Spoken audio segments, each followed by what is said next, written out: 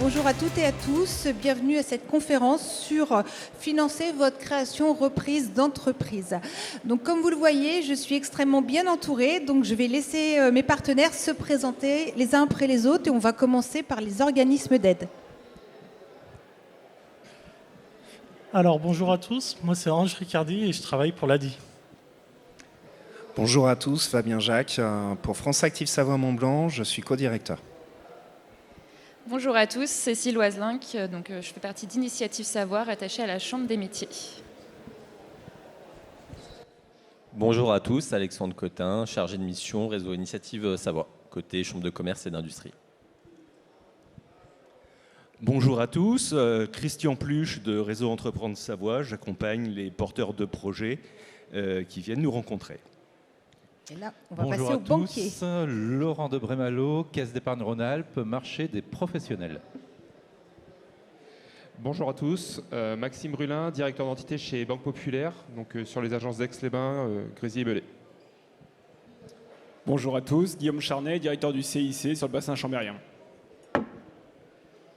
Édouard Tivoli, coprésident de Savoie-Mont-Blanc Angels, Samba. Et donc, je vais passer la parole à Cédric. Bonjour, je suis Cédric Fogarlo et moi je suis commerçant d'un magasin à Modane. Donc, on va commencer. Donc, petit précepte, je pense que vous l'avez tous reconnu. Maître Yoda, ça vous parle? Le nom du petit robot, vous le connaissez? Ouais, c'est ça, BB8. Donc, voyez les principes qu'on va voir aujourd'hui. Ton financement, tu adapteras. La trésorerie, tu maîtriseras. Donc, cette conférence va se dérouler en 3 temps. La première chose, comment réussir le financement de mon projet. Deuxième temps, quels sont les organismes d'aide spécifiques. Et surtout, comment convaincre un financeur. Et à la fin, il y aura une partie questions-réponses.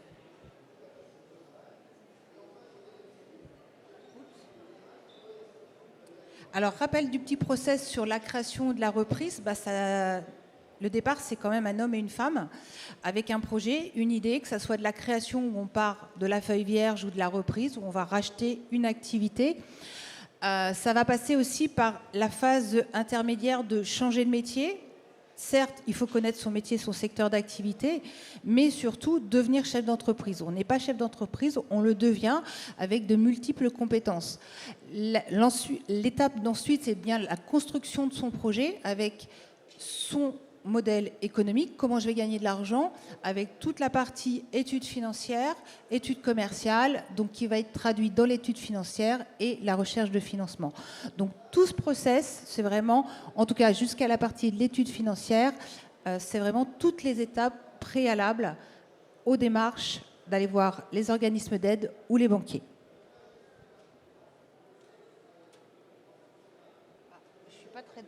Comme vous le voyez, je ne suis pas très douée avec la zapette. Comment réussir le financement de mon projet? Donc, le compte de résultat qui va vous être présenté par Fabien. Donc, le compte de résultat, je vais rajouter la notion d'exploitation parce que sur un compte de résultat, on parle vraiment que du fonctionnement de l'entreprise et pas forcément de son patrimoine. Donc, c'est vraiment la question de qu'est-ce qui va être consommé par l'entreprise pour réaliser son activité. C'est une notion assez importante parce que ça va permettre de dégager un certain nombre d'informations telles que les objectifs commerciaux qui se traduisent au niveau de votre chiffre d'affaires, votre rentabilité et au final, combien vous gagnez, combien vous pouvez payer vos différents salariés et ce qu'il vous reste à la fin. Et le reste à la fin est très important parce que vu qu'on parle que d'exploitation, c'est ce qui va vous permettre de vous rémunérer, vous, en tant que dirigeant, mais aussi de faire face à vos échéances d'emprunt qu'on évoquera un petit peu après. Un petit élément important en complément, c'est les soldes intermédiaires de gestion qui sont assez importants.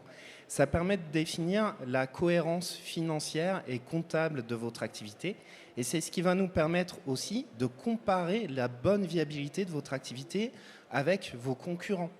Et donc assez rapidement, on sait très bien que selon les secteurs d'activité que vous avez entre la restauration, entre l'artisanat, entre le commerce, vous allez avoir des ratios différents et pouvoir les comparer, ça va aussi permettre de pouvoir vous accompagner et vous orienter dans la bonne gestion de votre entreprise. Le pilotage, le compte de résultat sur l'intermédiaire de gestion. La prochaine étape, on va passer au plan de financement qui va vous être présenté par Alexandre. Donc le deuxième document qu'on va regarder quand on étudie les demandes de financement, c'est le plan de financement. Donc vous allez retrouver dans ce document 2 catégories, les besoins et les ressources que vous avez pour lancer et financer votre activité. La première catégorie, les besoins, donc on va retrouver les différents investissements, comme les investissements des immobilisations incorporelles. Donc dedans, on va retrouver par exemple le financement du fonds de commerce, ça peut être également aussi le rachat de parts sociales. Ensuite, vous allez avoir les immobilisations corporelles, donc là, ça va être par exemple le financement de matériel, de véhicules, etc. Et puis, on pouvait avoir également une autre catégorie qui est liée aussi au financement. Si par exemple, vous prenez un local pour exercer votre activité, il y aura certainement un dépôt de garantie à faire, donc vous pouvez retrouver dans le plan de financement, ainsi que la trésorerie, mais ça on y reviendra plus tard. Et bien sûr, l'autre catégorie que vous avez en face, c'est les ressources pour financer ces besoins. Donc là-dedans, vous allez retrouver notamment, si vous créez une société, le capital social de la structure que vous allez faire. Vous allez retrouver aussi d'autres types d'apports, les comptes courants d'associés. Et puis, il y a également tous les financements externes donc, qui sont faits par les partenaires bancaires, les réseaux d'aide, et puis vous pouvez également retrouver les subventions. Voilà. Super, au niveau du timing. Cool. Prochain tableau à expliquer également, ça va être le plan de trésor, donc les flux d'argent. Par Christian. Alors, le plan de trésorerie, qu'il soit prévisionnel ou qu'il soit élément de suivi de l'activité, eh bien, j'aurais tendance à dire d'abord que c'est un tableau qui est moche. C'est un tableau qui est moche parce qu'il y a plein de cases, il y a plein de chiffres. Et malgré tout, c'est le meilleur ami à la fois du créateur, du repreneur et du chef d'entreprise. Parce que c'est l'élément de base qui va lui permettre à la fois de piloter sa création, sa reprise, et par la suite de piloter son activité. Alors ça fonctionne de façon très simple. Il y a à la fois les encaissements, c'est donc l'argent qui rentre sur le compte de l'entreprise, et il y a les décaissements, et c'est l'argent qui sort qu'il faut payer. Alors les encaissements, quand on crée sa boîte, il y a d'abord les apports, il y a les prêts bancaires, il y a aussi les ventes, le chiffre d'affaires qu'on va réaliser, qu'on prévoit de réaliser. Et au niveau des décaissements, il y a toutes les charges, donc les matières premières qu'on va acheter, les salaires qu'on va payer, etc. Et quand on fait la différence entre les deux, on arrive à la trésorerie qui doit rester positive et qui évolue en fonction de l'activité du créateur. Alors, je disais, c'est un élément prévisionnel, mais c'est aussi et surtout après un élément que vous réalisez non pas pour votre comptable, non pas pour le banquier, même si vous le faites un petit peu pour eux, mais c'est surtout pour vous, pour avoir un élément qui vous permet de piloter votre activité, de savoir toujours où vous en êtes et de savoir si vous avez les liquidités nécessaires pour investir, pour embaucher. Merci bien. Alors c'est aussi un tableau qui vous aide aussi à anticiper vos besoins et d'aller voir là, à ce moment-là, vos banquiers pour trouver une solution si vous n'avez pas de sous dans un projet. Donc voilà la petite chose que je voulais rajouter. Et puis une notion surtout essentielle qui vient en complément, c'est ce fameux BFR, besoin en fonds de roulement. On pourrait même le mettre au pluriel. Édouard ? Alors, tout d'abord, il n'y a pas de copyright sur ce tableau, sur ce slide, que je trouve très bien fait. Donc j'incite l'auditoire à le prendre en photo parce que on voit toute la problématique de la gestion de la trésorerie avec la gestion du facteur temps. Le BFR, c'est quoi ? On peut avoir une définition comptable, mais je veux dire que je vais vous dispenser de ça. Je veux dire que c'est simplement, quand vous faites un voyage entrepreneurial, vous devez calibrer la taille de votre réservoir en fonction des besoins que vous allez avoir sur le parcours. Et ce réservoir, il faut le remplir d'essence, il faut le financer. Et ce que j'aime bien dans ce tableau, c'est que dans une activité type, il n'y a pas un BFR qui est équivalent d'une activité à l'autre, selon qu'on fait rentrer l'argent de la vente tout de suite ou à terme. On voit que l'acquisition des marchandises est immédiate. Il faut du stock, il faut le financer. Il y a le délai fournisseur parce qu'on va devoir payer les fournisseurs au bout de 30 jours, au bout de 60 jours. Et ensuite, une fois qu'on a vendu les produits, on n'encaisse pas tout de suite. Et cette partie de gestion du temps, il faut l'avoir en tête parce que souvent on le néglige. Ce n'est pas parce que vous vendez vos produits que le cash va suivre immédiatement. Et pour moi, le BFR, c'est vraiment cette notion de réservoir qu'il faut calibrer, qu'il faut savoir remplir pour pouvoir faire un trajet économique sain et serein et ne pas être dans le stress de la gestion de trésorerie en mode panique. Historiquement, ce qu'il faut savoir, c'est que ce sujet de crédit interentreprise, en fait, c'est-à-dire que le temps entre le moment où votre client va faire l'achat et où vous allez être payé, ça remonte en fait du temps des foires du Moyen-Âge, de la Renaissance. Lorsque vous aviez les marchands italiens de soie et de tissus qui allaient à la foire de Bourg-en-Bresse, à la foire de Lyon, à la foire de Beaucroissant, ils déposaient des stocks et ensuite ils refaisaient un tour et ils récupéraient l'argent lié à la vente et ensuite ils redéposaient du stock. Et c'est vrai que dans un monde où tout va très vite, où nos amis banquiers peuvent confirmer que les transactions peuvent se faire de manière flash et instantanée, c'est un peu paradoxal de se dire mais on pourrait raccourcir en fait cet espace-temps entre le T0 qu'on voit dans le slide et le T3. Mais l'usage et la structuration de nos systèmes de financement sont comme ça. Donc le BFR, c'est le réservoir, il faut savoir le remplir et le calibrer. Merci, je ne connaissais pas l'histoire, c'est très intéressant. Donc comme vous avez pu le voir et comme nous rappelle Maître Yoda, le financement, la gestion de la trésorerie, hyper important. Je vais vous prendre, je vous le rends. Je vais donner quand même le micro à Cédric, qui a démarré l'aventure en 2019. Oui, c'est ça. C'est ça. Ça vient d'où? Pourquoi tu as voulu... tu avais un emploi de salarié. Qu'est-ce qui fait que tu as voulu devenir chef d'entreprise? La genèse de ton projet, c'est quoi? Alors, c'est pas un facteur unique. C'est vrai que j'arrivais en fin d'un contrat salarié qui était en CDD. J'étais à une croisée des chemins et il y a eu un magasin à côté de chez moi qui était à la vente, un magasin de sport. C'était une opération, c'était comment dire, vous savez, les feux qui s'allument en disant, bah, allez, c'est pour moi, faut y aller. Donc après, le projet est lancé et après, il a fallu cravacher quand même. D'accord. Donc là, on le voit, c'est ton premier magasin qui a été repris à Modane, dans la rue principale. Ouais, voilà, on voit un magasin vieillissant. Donc là, on n'a pas les photos initiales, mais c'était encore plus dans son jus que ça. Et donc... Bon, moi, j'étais très sportif. J'étais d'abord moniteur de ski. J'ai fait tous les sports de montagne qu'on peut imaginer. Je les ai faits. Et c'est vrai que là, c'était un magasin donc à Modane, au pied des stations, donc très tourné montagne, très tourné sport. D'accord. C'est ta passion du sport qui t'a fait choisir cette activité? Oui, c'est sûr que je me serais pas vu aller vendre des bobines de papier. J'avais pas la fibre pour ça.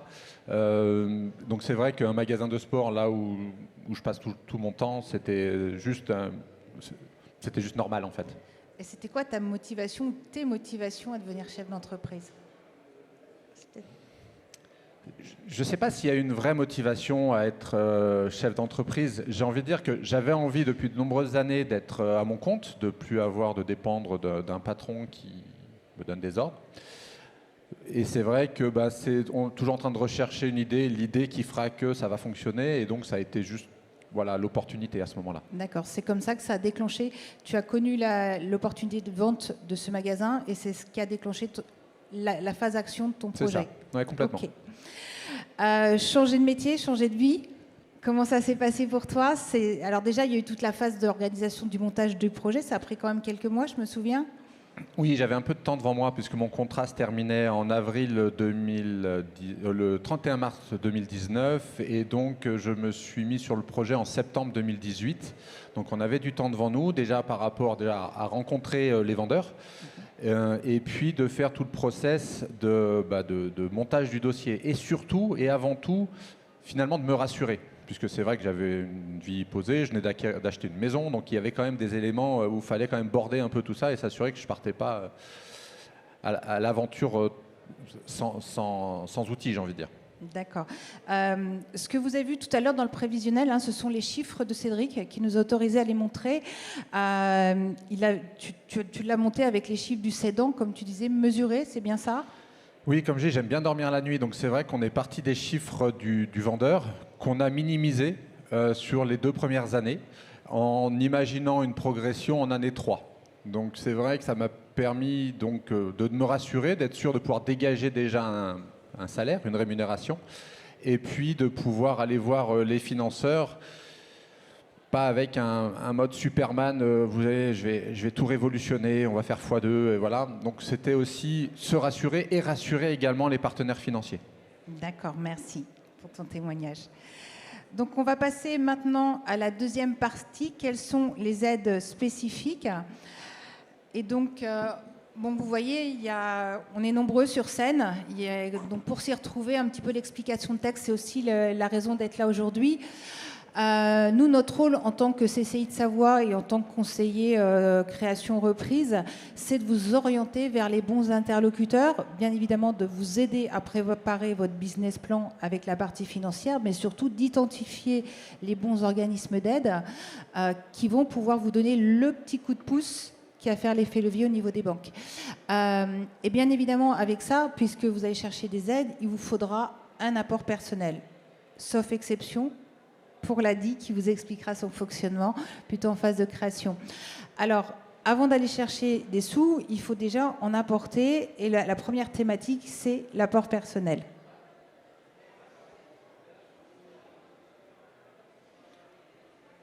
C'est Laurent.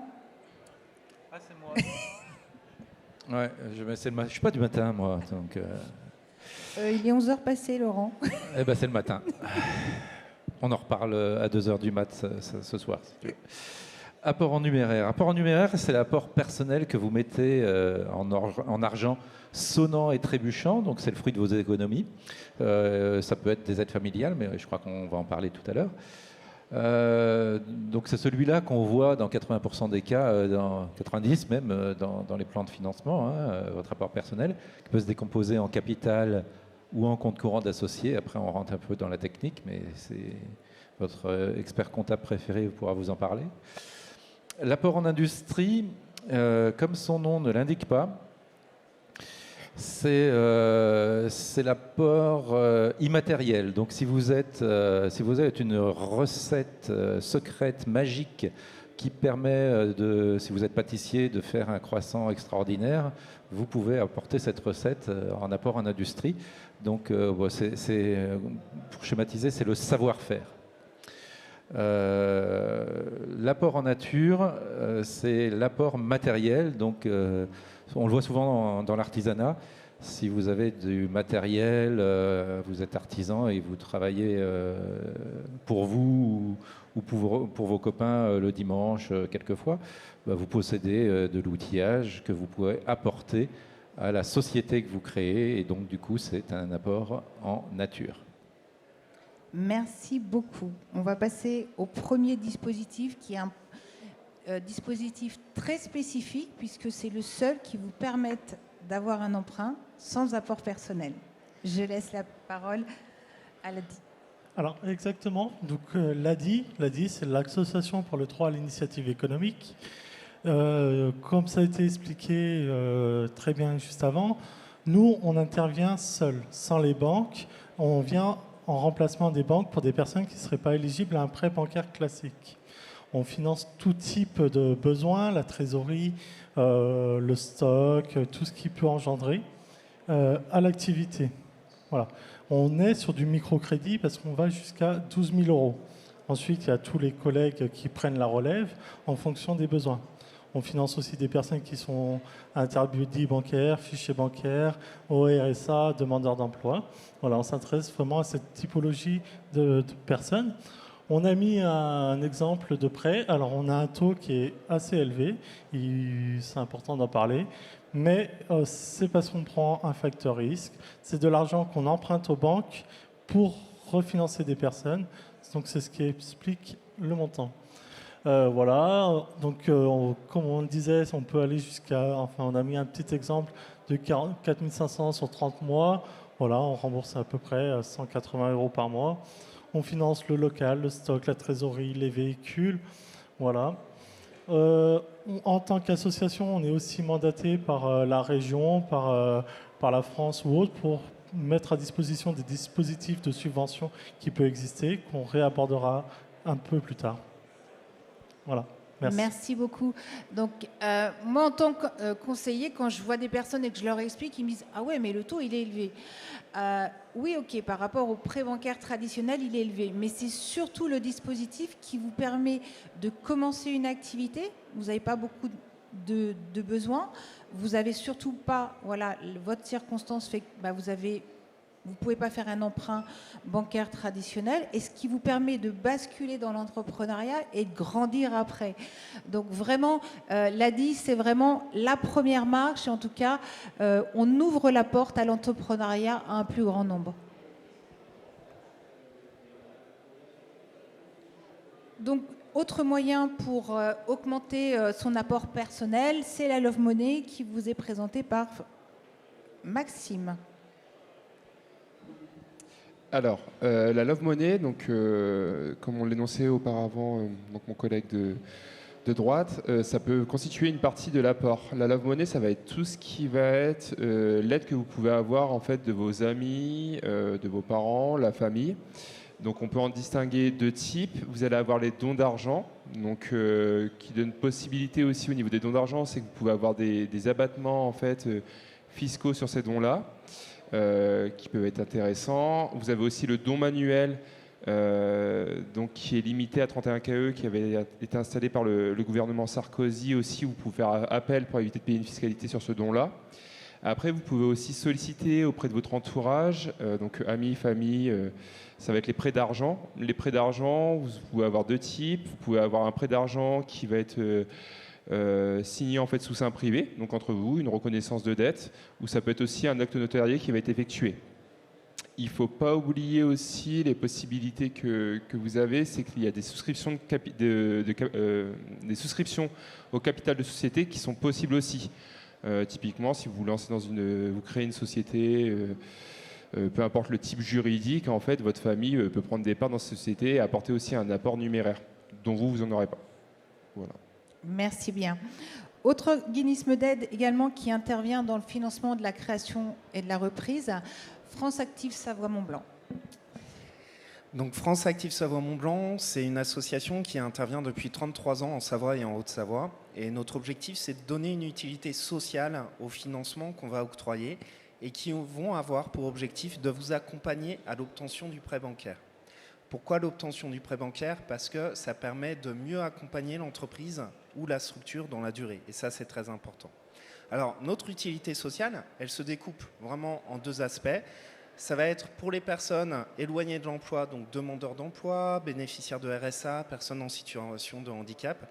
C'est de les accompagner à créer leur entreprise à partir du moment où ils créent leur emploi. Et ça, c'est très important. C'est là où on va avoir le plus d'utilité.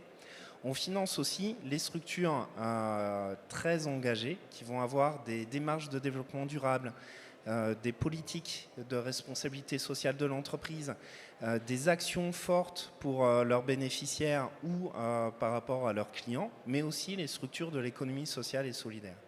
Et donc ça, on le fait au travers de 3 actions.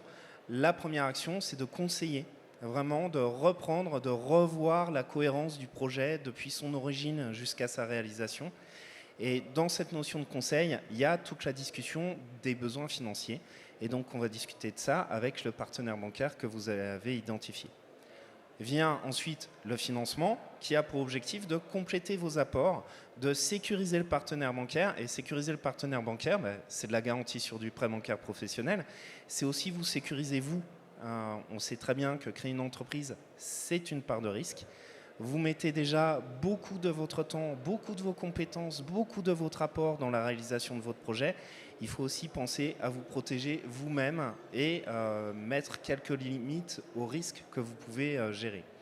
Et ça, on va les compléter par des financements complémentaires selon votre situation, en sachant que les financements de France Active Savoie-Mont-Blanc, c'est les seuls financements qui sont cumulables avec nos petits collègues d'à côté qui vont se présenter juste après, Donc vous pouvez très bien avoir une garantie chez nous et un prêt d'honneur, soit chez Réseau Initiative, soit chez Réseau Entreprendre.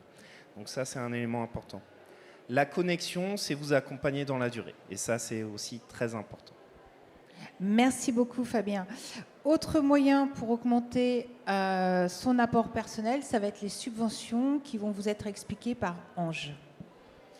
Alors, comme on disait tout à l'heure, on est tous des réseaux associatifs, sauf pour les partenaires bancaires. Et c'est pour ça qu'on a le droit à des financements, des primes qui s'adressent à une certaine typologie de public. On a la prime Pity qui est versée par les 3 réseaux, qui s'adresse plutôt aux jeunes. On a la prime TE, transition écologique, parce qu'à l'heure actuelle, c'est très important d'envisager d'avoir un impact positif sur la planète.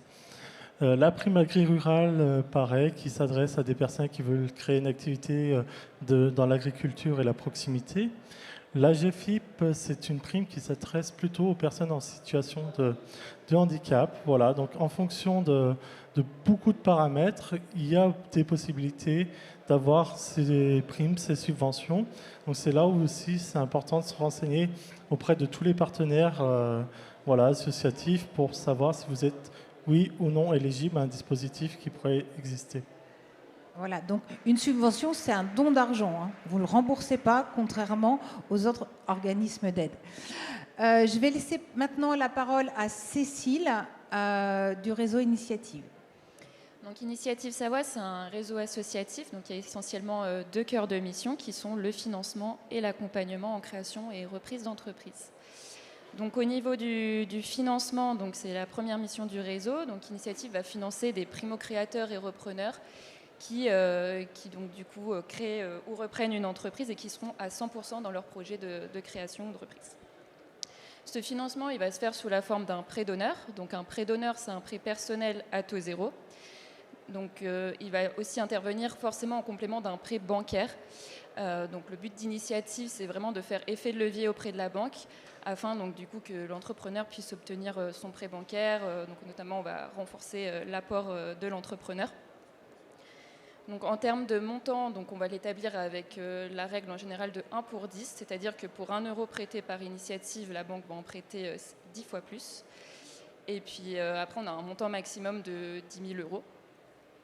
Donc ensuite, au niveau de la durée de remboursement, on est sur 60 mois maximum, et puis on peut inclure aussi un différé d'amortissement.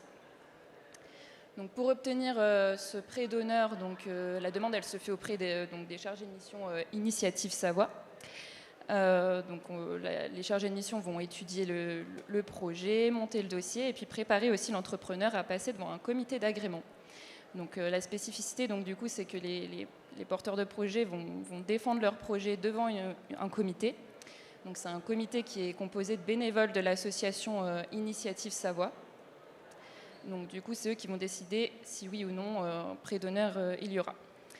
Donc du coup, si il y a accord du prêt d'honneur, et bien ensuite il y a toute une phase d'accompagnement du porteur de projet. Donc pendant toute la durée de remboursement du prêt. Donc il y aura du suivi qui sera fait par les chargés de mission, mais aussi des invitations à des événements du réseau, des ateliers pour les nouveaux entrepreneurs, et aussi donc des possibilités de parrainage avec des membres bénévoles de l'association Initiative Savoie. Merci beaucoup. Dernier dispositif pour augmenter son apport personnel, ça va être le crowdfunding qui nous est présenté par Guillaume. Alors oui, je crois qu'il n'y a pas de plateforme partenaire de la CCI aujourd'hui. Donc le crowdfunding, comme on l'a dit tout à l'heure, c'est aussi un moyen complémentaire d'avoir de l'apport. Mon collègue tout à l'heure parlait de la Love Money qui est dans un entourage assez proche, familial ou autre. Là, ici, ça permet d'élargir un petit peu l'accès, la possibilité de lever des fonds via des plateformes, soit par du don, soit par du prêt, soit par de l'investissement. Vous avez tous en tête, j'imagine, quelques noms de plateformes, KissKissBankBank ou autres, qui permettent ces levées, et soit donc c'est du don, soit autrement il peut y avoir un effet des prêts ou sous forme de nature, dans le sens où vous lancez une activité de création d'objets X ou Y, ça peut être un prix réduit sur l'objet, ça peut être différentes formes de faire de la contrepartie. Voilà. Tout ça, c'est ce qu'on a évoqué tout à l'heure, ça permet de pouvoir lever des fonds, ça permet d'avoir un apport supplémentaire, comme on l'a dit tout à l'heure, pour pouvoir réaliser votre projet. En quelques mots, et c'est quelque chose qu'on pourra peut-être évoquer, c'est vrai que je crois qu'on est tous au courant aujourd'hui que les taux ont augmenté. Et c'est sûr que cela renchérit donc le coût du crédit, donc le remboursement de la dette. Et c'est un sujet, voilà, passer de 1 et quelques à 4 ou 5, ça renchérit. Donc tous ces moyens qu'on a évoqués tout à l'heure, toutes les aides possibles, tous les réseaux qui peuvent vous accompagner, tout ça, ça permet de bonifier justement, voilà, de rendre plus facile le remboursement et plus réalisable votre projet. Merci beaucoup. Je vais donner maintenant la parole à Christian du réseau Entreprendre pour nous présenter cette structure et ce qu'il fait. Eh bien, je pense que je pourrais faire la présentation la plus courte, puisque Aurélie a très bien présenté ce qu'était un prêt d'honneur, l'accompagnement qui est proposé également par Initiative Savoie. Eh bien, je dirais, chez Réseau Entreprendre, on fait tout pareil ou presque. C'est-à-dire qu'on intervient sur deux aspects. À la fois l'accompagnement des porteurs de projets. La dimension humaine est vraiment quelque chose de très, très important chez Réseau Entreprendre, parce qu'on n'apprend nulle part à devenir chef d'entreprise. Et les futurs chefs d'entreprise ou repreneurs d'entreprise que nous accompagnons, ce sont des hommes et des femmes qui ont comme objectif, comme critère de créer ou de maintenir au moins 5 emplois à 3 ans. On prête entre 15 000 et 50 000 euros également, donc sous forme de prêt d'honneur, de prêt à la personne. Cet accompagnement qui est proposé, donc qui est double, se fait sur des projets qui ont des plans de financement aux alentours de 100 000 euros et avec un apport personnel du porteur de projet d'au moins 15 000 euros. La logique du prêt d'honneur de 15 à 50 000 euros que nous proposons, c'est qu'on apporte autant que le porteur de projet. Alors pour devenir lauréat de Réseau Entreprendre, certains disent qu'il y a un parcours du combattant. Moi, je ne crois pas. Je pense plutôt que c'est un parcours d'enrichissement, puisque avant de devenir lauréat et donc d'être accompagné, d'avoir ce prêt d'honneur, les porteurs de projets rencontrent une dizaine de chefs d'entreprise en rendez-vous individuel pour se faire challenger, pour enrichir, pour affiner leur projet. Et une fois qu'ils sont au point, je dirais, ils passent en comité d'engagement. Et là aussi, il y a 10 chefs d'entreprise autour de la table qui vont les challenger, qui vont challenger à la fois l'homme et à la fois son projet, en ayant comme question principale le fait de savoir si la personne se met en danger humainement, savoir si elle se met en danger financièrement et si elle est ouverte pour bénéficier de cet accompagnement de 2 ans qui transforme, je dirais, qui contribue à transformer le porteur de projet en chef d'entreprise.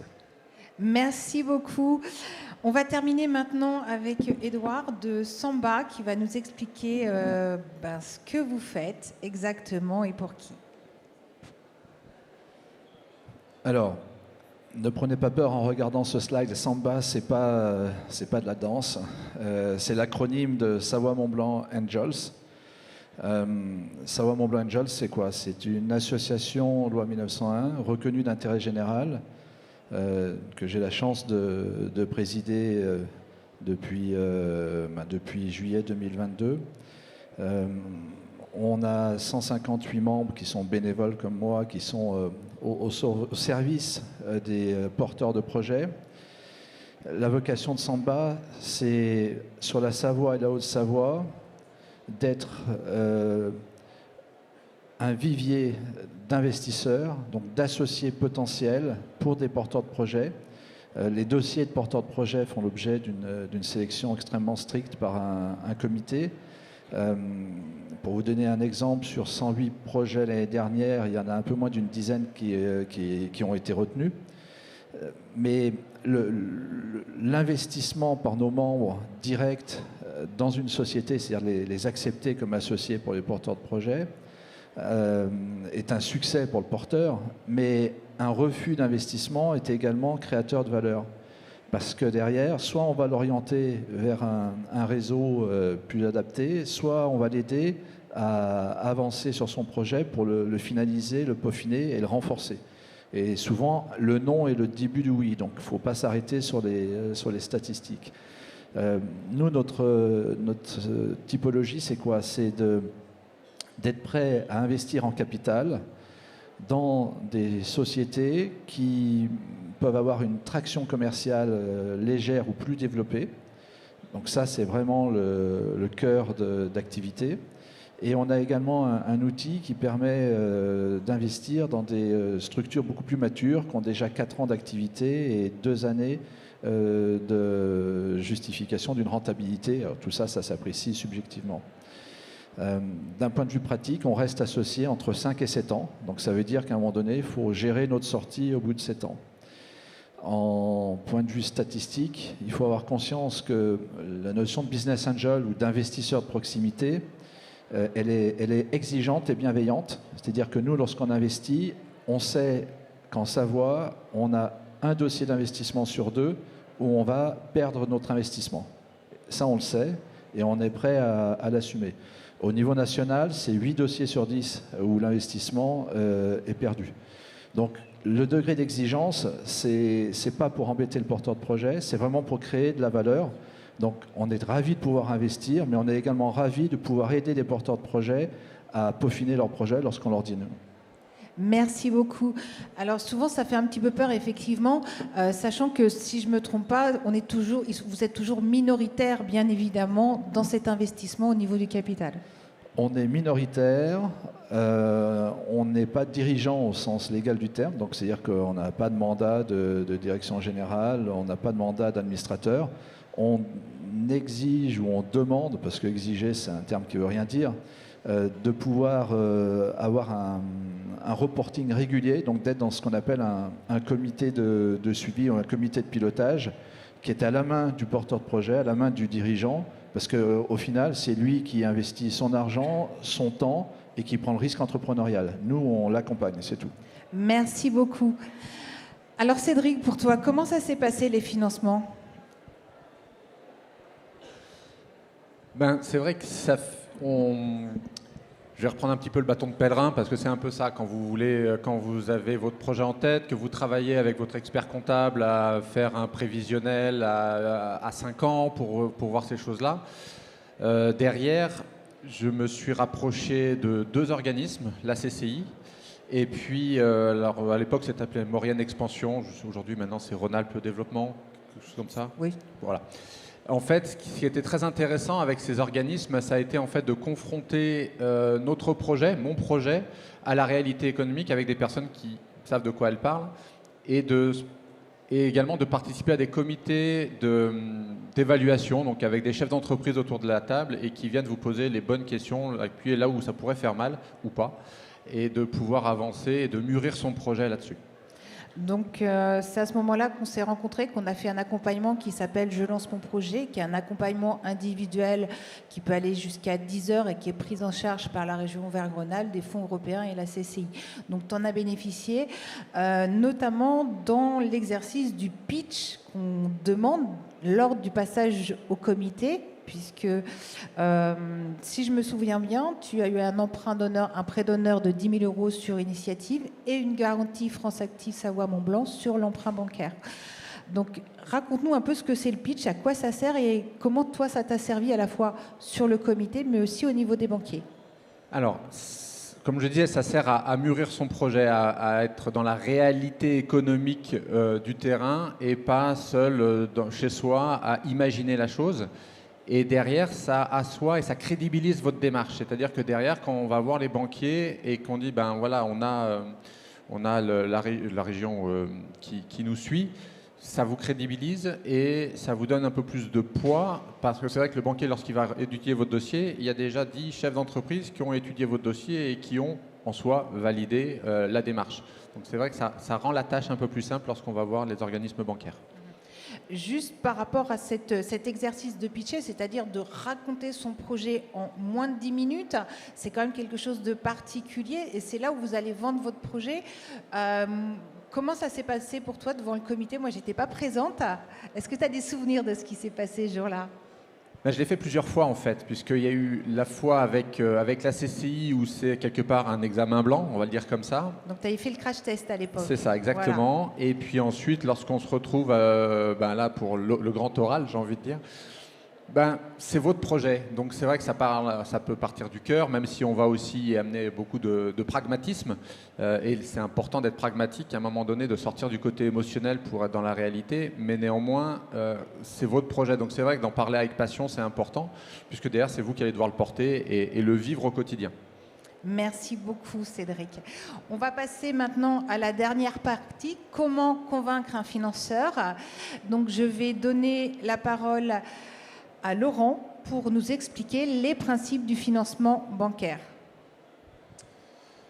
Alors, en fait, ce que vous voyez là au tableau, c'est le plan de financement. C'est une schématisation du plan de financement. Il faut savoir que les banques, puisque on travaille tous de la même façon, ne finance pas le circulant, ce qu'on appelle l'actif circulant. Alors, qu'est-ce que c'est l'actif circulant? C'est tout ce qui va être vendu et qui va disparaître au cours de la vie de l'entreprise. Ça va être le stock, puisque le stock, par définition, il est là pour être vendu. La trésorerie qui va financer la vie de l'entreprise. Le besoin en fonds de roulement, évidemment, qui est un besoin financier. Et les frais initiaux qu'on peut aussi intégrer dans ce financement avec les apports personnels, les frais de démarrage, les frais de construction, les frais d'immatriculation, les frais de communication, les flyers, les cartes de visite, enfin toutes ces dépenses initiales nécessairement sont financées par votre apport personnel ou le prêt d'honneur, puisqu'on considère que le prêt d'honneur rentre dans le cadre du financement de ces éléments. Et puis la banque va financer tout ce qui reste dans l'entreprise, qui sont en fait les immobilisations. Donc les immobilisations incorporelles, donc c'est tout ce qui a de la valeur, mais qui ne peut pas se palper, se toucher. Donc on pense aux licences, on pense aux outils de vente en ligne, des choses comme ça. Les immobilisations corporelles, là c'est le mobilier, le matériel, les véhicules, l'outillage. Et puis l'immobilisation financière, souvent il n'y en a qu'une d'immobilisation financière, c'est la fameuse caution qu'on vous demande quand vous intégrez un local commercial. Et donc c'est la caution du loyer, et ça c'est une immobilisation financière. Et nous on va s'attacher à financer ça. Et puis on va peut-être rajouter, si vous manquez un petit peu d'apport, le financement des frais de garantie, si vous faites appel à un organisme de garantie qu'on peut intégrer dans le financement bancaire. Merci beaucoup. Donc vous voyez là le sens, vraiment, ton financement, tu adapteras et ta trésorerie, tu géreras. Donc l'exemple concret c'est Guillaume qui va nous le commenter. Ça, c'est le deuxième plan de financement de Cédric, puisque Cédric, il a déménagé l'année dernière, il a changé de local. Il a acheté un local qu'il a refait entièrement. Vous le verrez, vous allez le découvrir dans quelques instants. Et ça, c'est son plan de financement uniquement sur son activité. Bien évidemment, l'achat des murs a été fait sous un montage SCI. Voilà, alors tu en parleras peut-être mieux que moi, c'est ton plan, mais l'idée, vous l'avez vu depuis le début, on prépare un prévisionnel de compte de résultats sur quelle sera votre activité. Alors dans la salle, il y a peut-être des créateurs d'entreprises, il y a peut-être des repreneurs, donc l'approche sera un peu différente. Deuxième étape, après il y a le plan de donc il y a le prévisionnel d'activité. On l'a vu tout à l'heure, il y aura aussi ce besoin de trésorerie qu'on étudiera avec qu'on expliquera avec je me cherche, mais je ne sais plus. Donc derrière, on bascule sur le plan de financement. Donc le plan de financement, c'est quoi? C'est de dire aujourd'hui, voilà, vous avez des besoins sur la création, sur la reprise, sur le développement dans le cadre de notre exemple. On met les chiffres en face et on regarde comment on l'équilibre. Donc on le voit bien donc, à la fois sur la notion de l'apport et la notion d'emprunt. Alors la question qu'on nous pose souvent, c'est quel est le niveau d'apport nécessaire ou pas. Donc ça sera aussi très différent, comme on l'a expliqué, en fonction du type de financement, de qu'est-ce que l'on finance. clairement, on peut avoir en tête quand même que sur la création, sur la reprise, on a quand même un niveau d'apport de 20 à 30%. Alors, mes collègues, mes confrères le partageront, qui est souvent nécessaire sur cette activité. Encore une fois, lorsque vous financez de l'immatériel, c'est plus difficile à appréhender pour nous, donc forcément l'apport est un peu supérieur. Lorsque l'on finance du matériel, des camions, l'apport peut être moindre, hein, on peut se permettre de prendre une part de risque plus importante parce que notre garantie sera également plus importante. Voilà le financement. Donc le plan de financement, on le voit donc entre les besoins et ce que l'on met en face sur les ressources, d'accord, hein, c'est assez basique. Et donc en face, on l'a dit, chaque financement sera lié donc aux besoins. Donc il y aura des financements, comme on l'a dit, à court terme, à moyen terme ou à plus long terme. Dans le cadre du projet, donc, les murs ont été financés via une SCI, c'est ça. Donc on peut aller chercher un financement sur 15 ans, par exemple. La banque, dans ce cas-là, financera la SCI directement avec une garantie type hypothécaire. Par contre, après, sur le développement, donc là, il y a eu des travaux notamment. Souvent, le prêt basique, c'est sur 7 ans. Je pense que c'est ce qui s'est fait. Et les garanties qui seront associées, on va le voir un peu plus tard, ce sera typiquement du nantissement en fonds de commerce. Donc voilà le plan de financement avec cette répartition. Et voilà. Je pense que, je ne sais pas si je vais peut-être te laisser la parole si tu veux rajouter quelque chose sur... Oui, c'est sûr qu'on peut. C'est vrai que là, on est sur ça reste un prévisionnel, que ce soit en chiffre d'affaires et en besoin de financement. La plus grosse difficulté, finalement, ça n'a pas été sur l'activité commerciale, en fait, puisque de l'activité commerciale, on est parti juste sur un loyer à la SCI. Ça a été finalement de convaincre le financement de cette SCI avec tous les travaux et l'achat du bâtiment et ainsi de suite. Néanmoins, c'est un projet commun entre la SCI et la SARL, donc de la société d'exploitation. Merci beaucoup pour cette précision. Donc, il nous reste un point à aborder qui n'est pas les moindres, ce sont les garanties que monsieur les banquiers prennent sur les emprunts bancaires. C'est quoi une garantie? Il y en a plusieurs et on va vous expliquer ça tout. Maxime, oui, Maxime va vous Alors dire. effectivement, mes collègues en ont parlé. Lorsque vous sollicitez un financement, votre partenaire financier en fait va vous solliciter ou pas pour la mise en place d'une garantie. Alors déjà, je fais une petite aparté pour vous, porteurs de projet ou gérants d'entreprise. Bien distinguer les deux notions en fait, de l'assurance du prêt et de la garantie du prêt. L'assurance du prêt elle va plus vous couvrir vous en cas d'aléa, la garantie elle va couvrir le partenaire financier en cas d'aléa. On va distinguer deux types de garanties. Donc on a les garanties réelles et les garanties personnelles. Donc ça a été un petit peu évoqué aussi par mes collègues sur les slides précédentes. La sûreté réelle elle va être effectuée en général à un objet, typiquement le nantissement du fonds. Quand on parle du nantissement du fonds de commerce, ça va être donc une sûreté réelle. Vous pouvez aussi avoir un gage sur les immobilisations, typiquement un gage sur véhicule, si vous demandez un financement sur un véhicule. Après, la sûreté personnelle, on parle souvent de caution personnelle. Quand vous allez, selon la forme juridique de votre structure, vous allez avoir un impact ou pas sur votre patrimoine personnel. Alors la caution personnelle, c'est ce qui peut mettre en jeu potentiellement votre patrimoine personnel. La seule chose où il faut faire attention, c'est qu'une caution, elle peut être totale, mais elle peut être aussi partielle. Globalement, pour faire très très simple, vous portez un projet, vous avez mis un apport, vous avez mis de l'investissement, la banque fait un effort, donc le partenaire financier fait un effort, vous accompagne, il va demander une petite ou plus grande partie de la caution personnelle, mais elle peut être partielle ou totale. Et après, vous avez tout ce qui est caution institutionnelle, ça va être les cautions morales. Donc la plus connue, vous avez dû en entendre parler pendant le Covid, avec le PGE, qui est BPI. C'est un organisme en fait tiers à la banque qui va se garantir en fait pour la société après avoir analysé votre projet.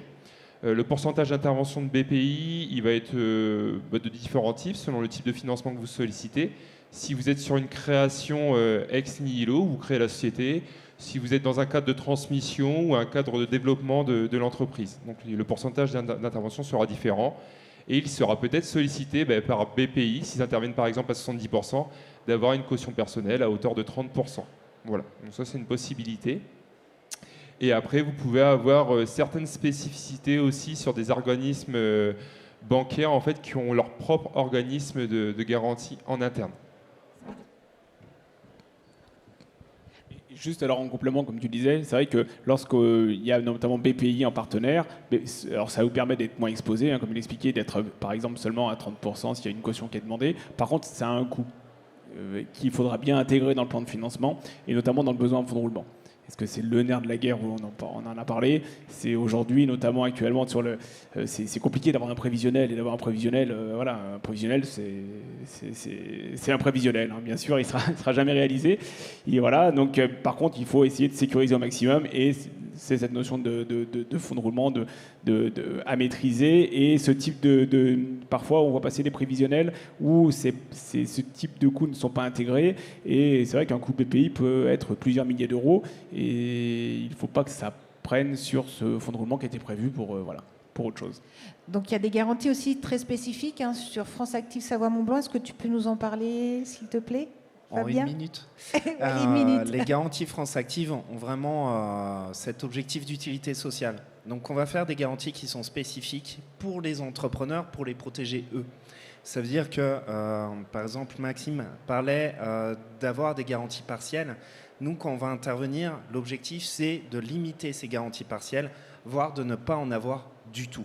On a des dispositifs très spécifiques qui vont permettre de soutenir les entrepreneurs par rapport à leurs difficultés d'obtention de prêts bancaires, comme les demandeurs d'emploi de longue durée, les personnes en situation de handicap. On va les soutenir plus. Et on soutient aussi de manière très forte l'entrepreneuriat féminin via un dispositif qui est assez vieux, mais qui permet d'exclure la caution personnelle des femmes qui sont créatrices d'entreprise. Et vous êtes plusieurs dans la salle, et il faut savoir que c'est le seul dispositif qui vous soutiendra spécifiquement en tant que créatrice d'entreprise. L'objectif à chaque fois, c'est en tant qu'association, vous sécuriser le plus possible dans votre création d'entreprise. Alors vu que nous, on est associatif, on n'a pas de rentabilité financière, donc ça peut vous permettre aussi d'économiser sur ces frais de garantie. Merci beaucoup, Fabien. Alors bon, on a vu quand même beaucoup de points techniques. C'est vrai que tout à l'heure, on a parlé du parcours du combattant. Je dirais oui et non. C'est technique forcément, c'est compliqué lorsqu'on n'est pas dedans. Après, c'est aussi notre rôle à la Chambre de commerce et d'industrie de vous informer, de vous former et de vous accompagner. Ça commence souvent par une réception découverte de votre projet en création ou en reprise, où on va déjà déblayer le terrain pour voir si vous êtes sur une activité réglementée. Est-ce qu'il vous faut des diplômes spécifiques ou pas? Et puis surtout, les matinées de la création reprise qui sont soit en direct, en physique, version physique sur Albertville, mais sous forme de webinaire à la fois en live et en replay. Que ça soit pour la création reprise et un webinaire également en replay sur un spécifique reprise. Avec également tout un volet de formation. Quelles sont les connaissances minimales qu'il faut avoir pour être chef d'entreprise? Je pense notamment calculer une marge, gérer sa trésorerie. Ça, c'est à vous de la calculer. Votre expert comptable va le faire une fois par an. Il va vous donner le petit papier, généralement 12-13 mois après. Mais vous devez savoir quelle marge vous faites avant. Donc voilà, la formation, l'accompagnement individuel, j'en ai parlé un petit peu avec Cédric, qui a eu également Je lance mon projet et le crash test, qui est une présentation à blanc devant un collège de professionnels. Donc ça reconstitue tout simplement un comité initiative. Et puis l'accompagnement développement ensuite. Tout ça pour vous aider à faire quoi? Votre business plan pour aller voir les organismes d'aide et les banquiers. Et puis surtout, vous aider à vendre votre projet, vous vendre à travers le pitch. Voilà un petit peu pour l'offre de la CCI. On va terminer avec toi, Cédric, sur ton nouveau magasin. Je te propose de faire un petit tour de ton nouveau magasin. Ça, c'est le local que tu as racheté?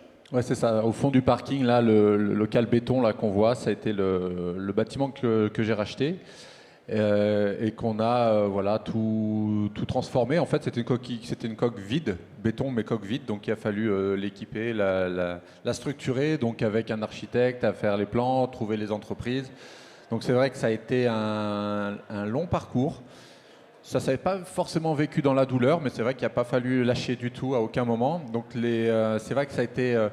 ce qui était complexe, c'était d'avoir une activité commerciale sur un autre endroit. Oui. Donc de maintenir l'activité commerciale et continuer le développement, et de suivre et d'avancer dans les travaux de ce magasin.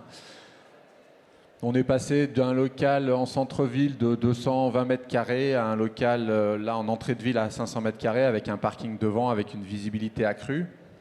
Et c'est vrai que je vais rebondir un petit peu sur tout ce qu'on a entendu, et notamment sur le côté trésorerie, qui est vraiment le nerf de la guerre. Je ne vous cache pas que moi j'ai repris l'activité donc en avril 2019.